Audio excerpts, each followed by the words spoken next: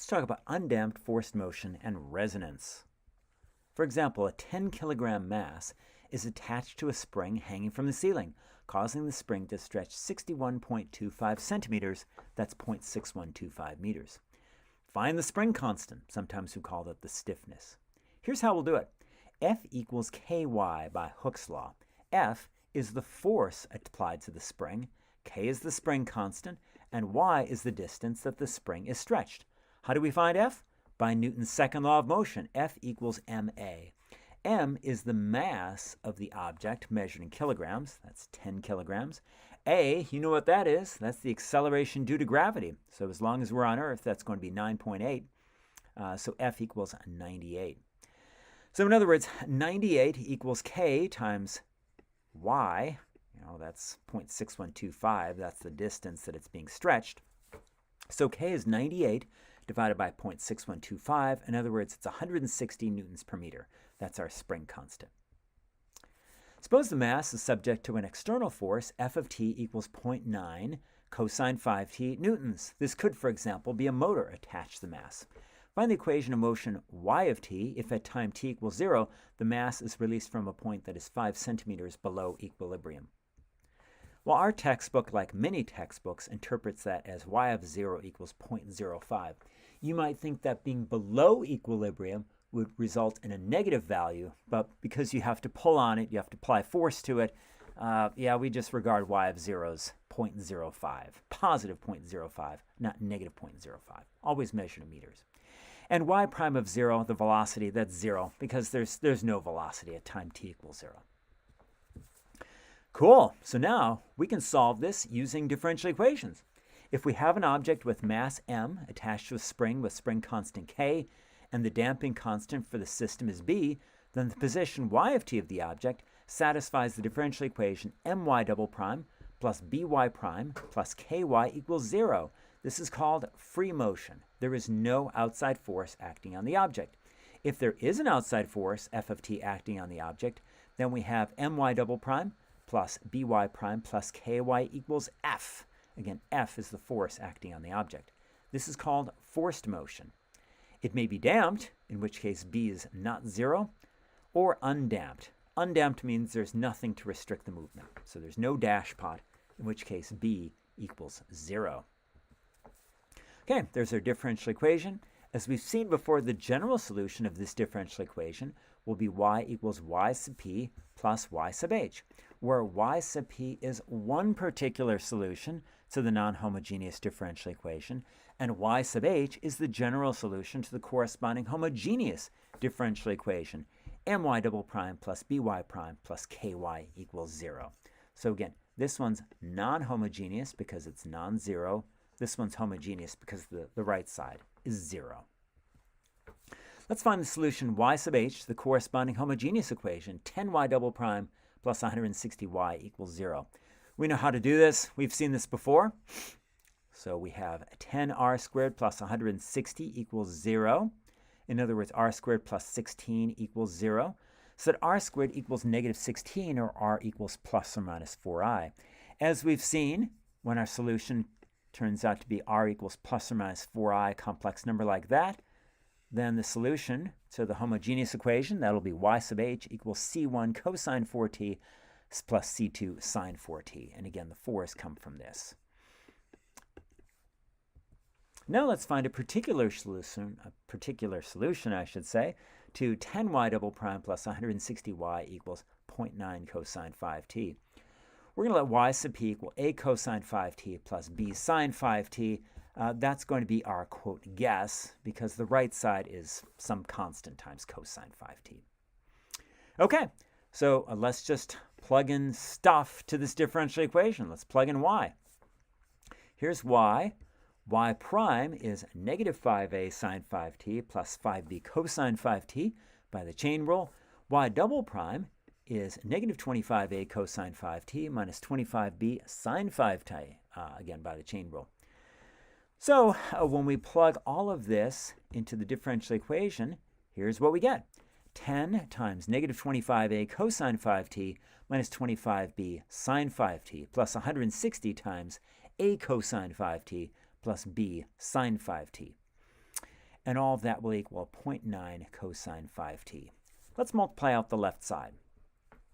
That's what we end up with. Negative 250a cosine 5t minus 250b sine 5t plus 160a cosine 5t plus 160b sine 5t equals 0.9 cosine 5t. Compare coefficients of cosine and sine. The coefficients of cosine, that's going to be negative 250a plus 160a on the left side. On the right side, we have 0.9 cosine 5t. Compare coefficients. On the left side, we get negative 90a. That's what this simplifies to. On the right side, the coefficient of cosine 5t is 0.9. So divide both sides by negative 90, and we end up with a equals negative 0.01. Compare coefficients of sine. On the left side, we have negative 250b plus 160b. And on the right side, we have 0. There's no sine. So that's just going to be 0. So when we simplify this, we end up with negative 90b equals 0. In other words, b equals 0. So we plug in a and b. And our particular solution is going to be 0.01 cosine 5t plus 0 sine 5t. In other words, negative 0.01 cosine 5t. That means the general solution of the non-homogeneous differential equation will be y equals y sub p plus y sub h. Here's our y sub p. There's our y sub h. So this is the general solution of the non-homogeneous differential equation. Now let's plug in the initial values so that we can determine the values of C1 and C2. These are the initial values we're given. So let's plug in t equals 0 into this equation. We get y of 0 is negative 0.01 cosine 0 plus c1 cosine 0 plus c2 sine 0. Well, cosine 0 is 1 and sine 0 is 0. So this just simplifies to negative 0.01 plus c1 equals 0.05. Add 0.01 to both sides, and we end up with c1 equals 0.06. Great. So that's our c1. Now let's find c2. We're going to find c2 by using this initial value. Okay, so we need to find y prime. This is our y. We just found that c1 was 0.06. We can plug that in. The derivative y prime will be 0.05 sine 5t minus 0.24 sine 4t plus 4c2 cosine 4t by the chain rule. Plug in t equals 0. This is what we end up with. Use the fact that sine 0 is 0 and cosine 0 is 1. And we just end up with 4c2 equals 0. 4c2 times 1 is 0. That means that c2 is 0. Okay, so here we have it. This is our solution to the non-homogeneous differential equation. Let's graph the solution. Wow, this is a really weird graph. That's because we've got a cosine 5t and a cosine 4t. So sometimes they're working together, and sometimes they're working against each other, the cosine 5t and the cosine 4t. And that's why we have this strange oscillation pattern. This comes from the motor, and this comes from the spring. So sometimes the motor is working in sync with the spring, in which case you get something like this. And sometimes the motor is working against the spring, in which case you get something like this. It's lower. So for y equals a negative 0.01 cosine 5t plus 0.06 cosine 4t, find the frequency of the external force, that is the motor, and the natural frequency of the system. That would be the frequency of the spring. The period of frequency for a cosine omega t, or a sine omega t, is 2 pi over omega. You may remember that from pre-calculus years ago. So the frequency is going to be the reciprocal, omega over 2 pi. That is not a w. Don't write a w. It's a lowercase Greek omega. So the frequency of the external force, the motor, is going to be 5 over 2 pi, because omega is 5 for the motor. And the natural frequency of the system, the spring, that's going to be 4 over 2 pi. Omega over 2 pi is 4 over 2 pi, which simplifies to 2 over pi. Okay, this was the problem we solved earlier. The mass was subject to an external force, F of t equals 0.9 cosine 5t. What if we didn't have cosine 5t? What if instead we had cosine 4t? Doesn't look like it'll make much of a difference, will it? Well, it makes a huge difference, as we'll see in a moment. So let's find the equation of the mass, y of t, find the equation of motion, If at time t equals 0, the mass is released from a point that is 5 centimeters below equilibrium. So same initial conditions as before. Y of 0 is 0.05, y prime of 0 is 0.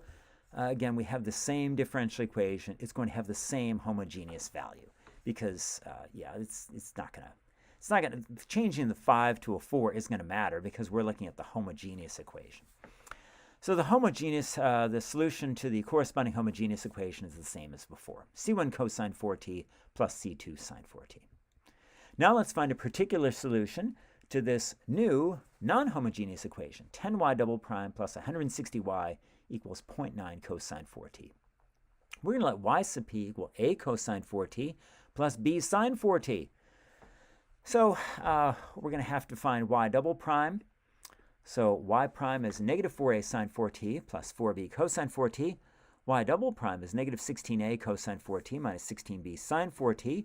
Let's plug those into the differential equation. And we end up with all of this. Multiply out the left side, and here's what we get. Let's compare coefficients of cosine and sine. So the coefficient of cosine is going to be negative 160a plus 160a. We know what that is. And on the right side, we have 0.9 cosine 4t. So we end up with, when we compare coefficients, 0a equals 0.9. Yeah, that's not going to work. Yeah, that's impossible. We've seen before what to do in this situation. Okay? If it doesn't work, we want to find a particular solution to a differential equation like this. If our first try doesn't work, then instead of working with a cosine 4t plus b sine 4t, which did not work, we try y sub p equals at cosine 4t plus bt sine 4t. And if that doesn't work, we'll try at squared cosine 4t and bt squared sine 4t. But it'll work. Okay, so this is our y. Y prime, we calculate that using product rule and incredible patience. So y prime is going to be, again, by the product rule, it's going to be the first at times the derivative of the second. Derivative of cosine 4t is negative 4 sine 4t, plus the second cosine 4t times the derivative of the first, just plain a. And we do the same thing with this, calculating the derivative of this using the product rule. We'll get that. Okay, so when we simplify, we end up with this. The derivative of this, the second derivative, y double prime, again, we apply the product rule. So it's going to be the first, negative 4at, times the derivative of the second.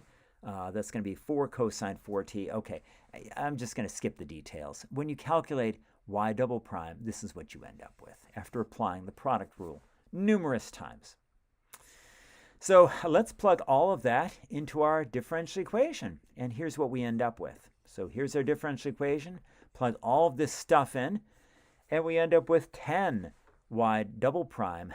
So again, all of this stuff we plug in for y double prime.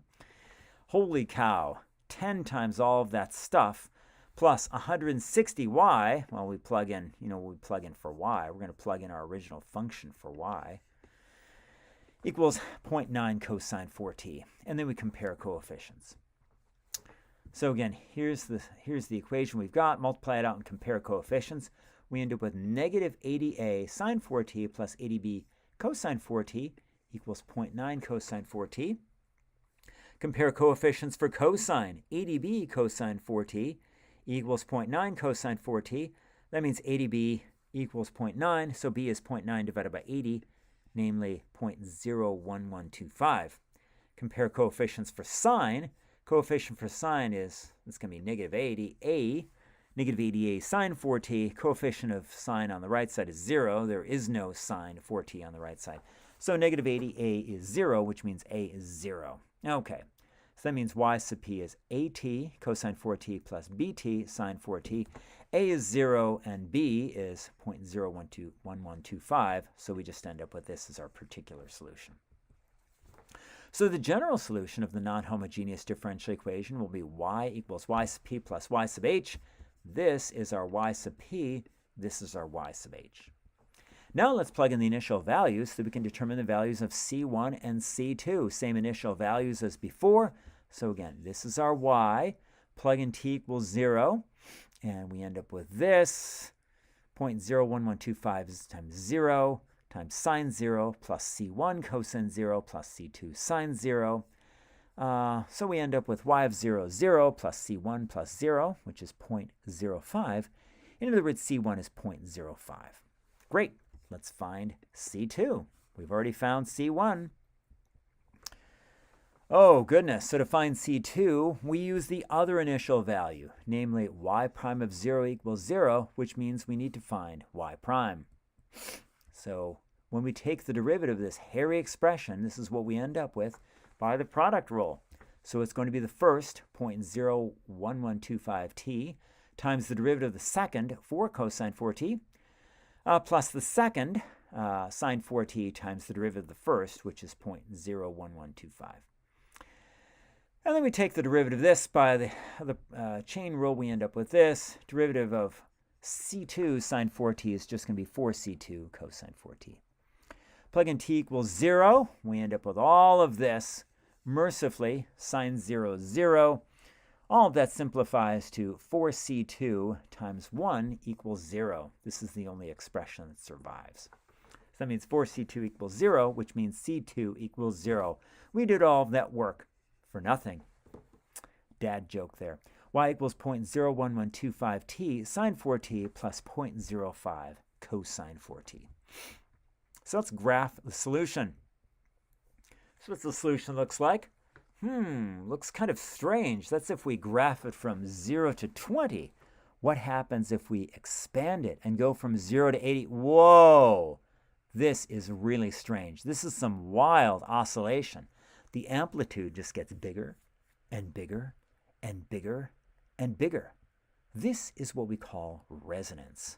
More precisely, resonance is the extreme oscillations that occur when the frequency of the external force is the same as the natural frequency of a system. So in our case, it was the motor and the spring. So in the previous example, the motor and spring, sometimes they help each other out, sometimes they accentuate each other, and sometimes they cancel out.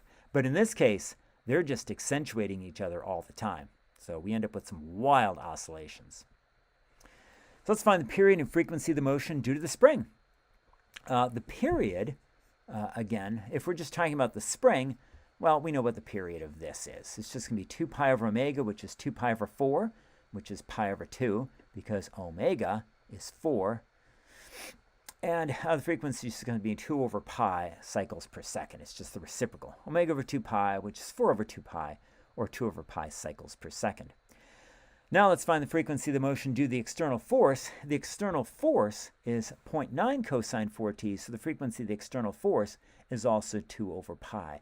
And that's what leads to the resonance, because the frequency of the motor and the frequency, the external force, that is the motor, and the natural frequency of the system due to the spring, they're the same. Here's a real-life example of resonance. What happens when you get behavior like this, oscillations with increasing amplitude that eventually destroy the system. In 1831, British soldiers were marching 4 abreast across the Broughton Suspension Bridge in England. Their marching in step matched the natural frequency of the bridge. So it wasn't a motor that was the external force. It was the vibrations caused by their footsteps. The extreme vibrations caused the bridge to collapse before anyone made it to the other side. This disaster led to the practice of soldiers breaking step while crossing a bridge. There are other resonance examples, some cool videos online of the Millennium Bridge in London and breaking a glass with sound. Very cool.